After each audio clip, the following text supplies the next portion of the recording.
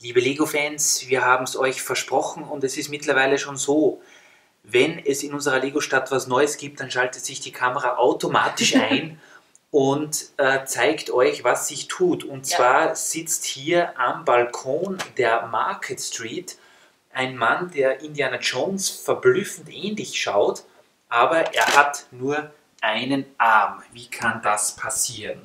Ja, den habe ich ja extra dahin gesetzt. Wieso das?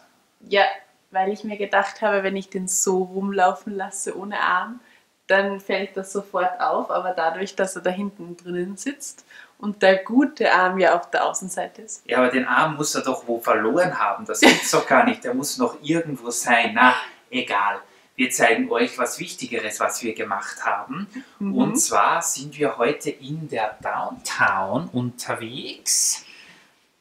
Zuallererst möchten wir euch aber noch ein kleines Detail präsentieren. Und zwar ist hier im Hof des Greengrocers, ich glaube, das ist Plankton. Er ist so klein, dass man ihn fast nicht sehen kann. Hier ist der Schlingel aus der SpongeBob-Serie, wenn mich nicht alles täuscht. Und ich bin mir sicher, er möchte die Weltherrschaft erlangen. Und Präsident Business, der hier am Balkon des Rathauses steht, ob er ihn enthaupten will, weiß ich jetzt nicht. Auf jeden Fall will er ihn entthronen. Enthaupten. Das wäre schon ein bisschen schlimm, aber gut. Ja, noch ein kleiner Blick gesamt zusammen mit Rita auf einen neuen Zug, den wir uns gekauft haben. Vielleicht zeigen wir euch den auch mal mit der Setnummer 7898. Ein Güterzug, den wir gebraucht, relativ günstig wo bekommen haben. Hier fehlen nur bei diesem Kranwagen noch ein paar Teile, aber sonst ist der wirklich sehr cool. Aber jetzt mal zum echten Thema des heutigen Videos. Um was geht es denn heute, meine Liebe? Unter anderem wollten wir euch die Gehsteige zeigen, die wir ja schon mal hergezeigt haben, aber wir haben erst einen kleinen Teil fertig gemacht gehabt und jetzt sind wir schon sehr, sehr, sehr weit. Damit hast du vollkommen recht. Also, liebe Fans, wir haben es euch ja schon mal gesagt. Beispielsweise die Modular Buildings haben die Gehsteige ja immer bis zum Ende der Bodenplatte. Und wir ziehen dieses dunkelgraue Muster hier heraus und ganz bis zum Straßenrand. Und die letzte Reihe wird dann in hellgrau gemacht. Das war eigentlich bis jetzt nur hier. Und jetzt geht es aber hier schon weiter. Und bitte noch mal kurz hier hinein filmen, denn ich finde, das ist auch eine coole Sache an unserer Stadt, dass wir nämlich auch Friends-Sets integriert haben. Ich weiß, viele mögen die Friends-Sets nicht so wahnsinnig, aber wir haben uns entschieden, oder mich und Christoph musste da einfach mit, dass wir auch Friends-Sets dabei haben. Es geht mir immer gleich. Es geht mir wirklich immer gleich. Und wenn ihr euch das hier anseht, finde ich das eigentlich sehr nett. Das ist eben ein Friseur und ihr seht schon, wir haben hier aber die Friends-Figuren nicht hineingegeben, denn so weit habe ich dann Christoph doch nicht gebracht. Ups, genau so. Dass wir Friends-Figuren auch integrieren, das gefällt ihm dann doch nicht, aber mit normalen Figuren, traditionellen Figuren, ist es zu verkraften. Darf ich sie aufstellen. Und sonst hätten wir keinen Friseur. Und dann sieht man was da. Ganz genau. Ich wollte gerade sagen, Lego bringt leider in den normalen Serien nie einen Friseur auf den Markt. Da muss halt dann Friends herhalten, da kann man gar nicht anders. Oder man geht zum Friseur in unserem Einkaufszentrum. Der ist auch sehr toll, falls ihr das Video noch nicht gesehen habt, schaut vorbei. Er ist, glaube ich, im 2. Stockwerk oder so, ich weiß jetzt gar nicht. 1. oder 2. Stockwerk auf jeden Fall. Aber da sind ja immer so viele Leute, dass man da gar nicht so leicht einen Termin bekommt. Das ist ja wirklich, wirklich nicht so leicht. So, jetzt aber wieder zurück zu den Straßen. Und wie ihr seht, hier war noch das alles nicht komplett beim letzten Mal. Wir haben auch den Bus, den ich euch letztes Mal gezeigt habe, diesen Touristenbus habe ich hergestellt und sieht das nicht wunderbar aus? Ein besonderes Augenmerk bitte auch auf die sehr regelmäßig positionierten Straßenlaternen, die wir sogar alle ein bisschen herausgehoben haben. Und zwar waren die zum Teil versenkt direkt auf der Bodenplatte. Jetzt haben wir sie mit dem Sockel ein bisschen herausgehoben. Hier seht ihr zum Beispiel eine, auf die wir anscheinend noch vergessen haben. Die steht direkt auf der Bodenplatte. Okay. Und wir machen es dann einheitlich so, dass die hier heraus sind. Auch haben wir hier noch, hoppala, die Antenne der Polizeistation ist schon zum 1000. Mal heruntergefallen, glaube ich. Aber ja. Das macht nichts. Die ist übrigens auch schon ganz verbogen, wahrscheinlich auch deswegen, weil die so blöd hier steht. Bitte auch noch einmal filmen. Wir haben hier auch noch Platz gelassen für die Gullis. Die Straßen haben zwar hier auch diese Gitter, die gefallen uns aber nicht besonders, denn bei diesen Modular Buildings sind ja immer so schöne chromsilberne Grill-Gullideckel drinnen, die gefallen uns sehr gut, wobei wir jetzt gerade am Überlegen waren, wir haben zuerst gerade geschaut auf Bricklink, ob wir nicht statt den verchromten lieber die Flat Silver nehmen. Die glänzen zwar nicht ganz so schön, die sind aber um einiges billiger. Was haltet denn ihr davon? Wir haben jetzt leider keine, die wir euch nebeneinander stellen können, damit man das sieht, aber ich denke, es würde speziell in dieser Masse auch Sinn machen, dass man da und dort vielleicht ein paar Flat Silver Gullideckel, die sind dann halt nicht mehr brandneu, sondern haben schon einige Winter hinter sich gebracht mit der Witterung und dem Ganzen. Genau. Aber es geht auch hier sogar noch weiter. Ja, wenn wir hier die Straße entlangfahren, ihr seht, wunderbar sieht es aus.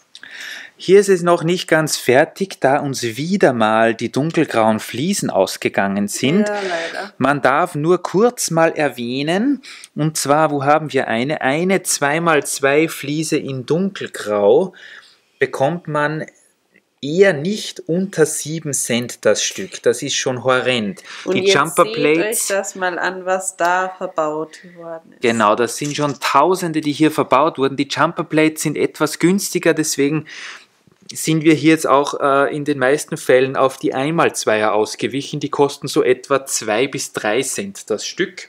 Ja. Das ist zwar mehr Arbeit, aber da kommen wir dann mit den Kosten schon etwas herunter.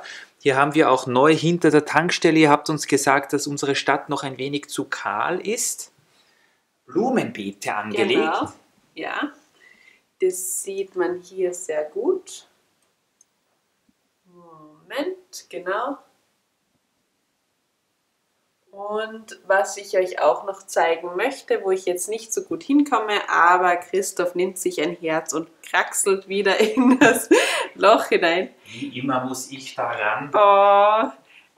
Nämlich diesen Vorplatz vom Krankenhaus. Der sieht so cool aus. Genau, und zwar war hier ja, dadurch, dass manche Gebäude von der Breite her einen Halbbodenplatten brauchen, so eine komische leere Stelle, wo man auch noch auf die Holzplatte gesehen hat, genauso wie hier. Und wir haben jetzt hier erstens mal dieses Autohaus, welches auch vom Grundriss her etwas schwierig war, dass sich hier diese Hebebühne so ein bisschen nach vorschiebt, direkt in die Straßenplatte integriert, was auch sehr gut aussieht. Da fehlen übrigens noch ein paar 1x1er, die werden wir dann hier noch ergänzen. Hier liegen sie sogar schon, da haben wir anscheinend vergessen, die hineinzugeben.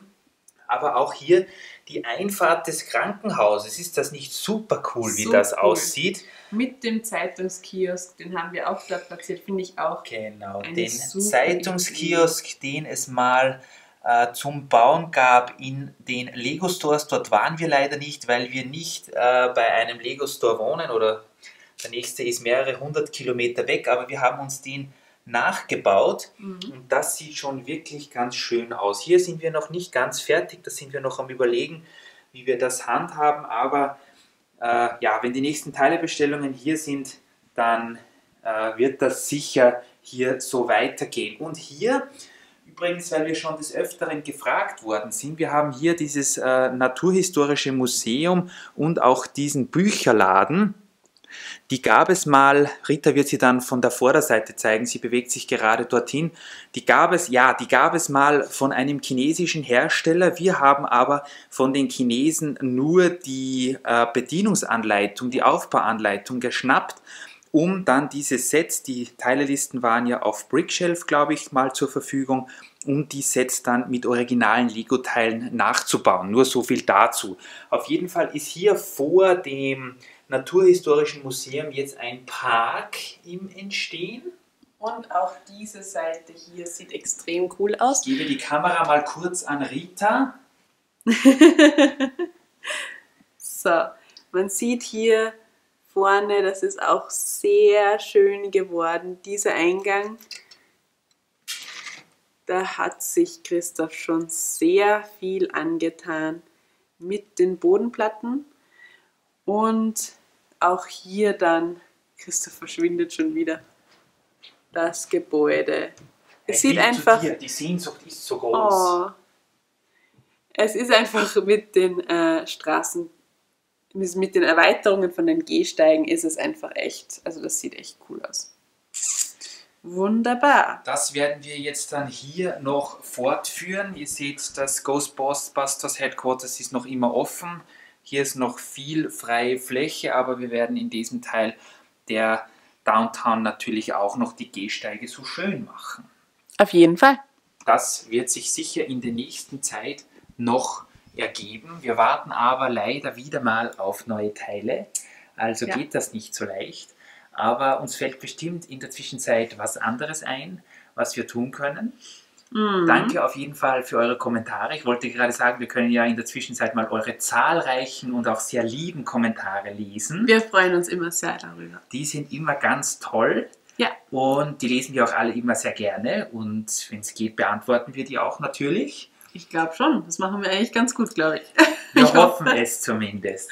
Und ja, wir werden jetzt noch ein bisschen weiterbauen. Mal sehen, vielleicht finden wir sogar noch irgendwelche Steine für den Gehsteig. Auf jeden Fall. Und wenn sich was tut, dann seid ihr hier in diesem Kanal die Ersten, die davon erfahren. Sogar noch vor uns vielleicht, wenn wir das Video jetzt nach euch anschauen. Und ja, vielleicht gibt es dann wieder eine neue Überraschung. Wir wissen selbst noch nicht, was wir bauen. Mal sehen. Auf jeden Fall. Also, bis bald. Baut was Schönes und dann sehen wir uns ja hoffentlich bald wieder. Tschüss. Tschüss.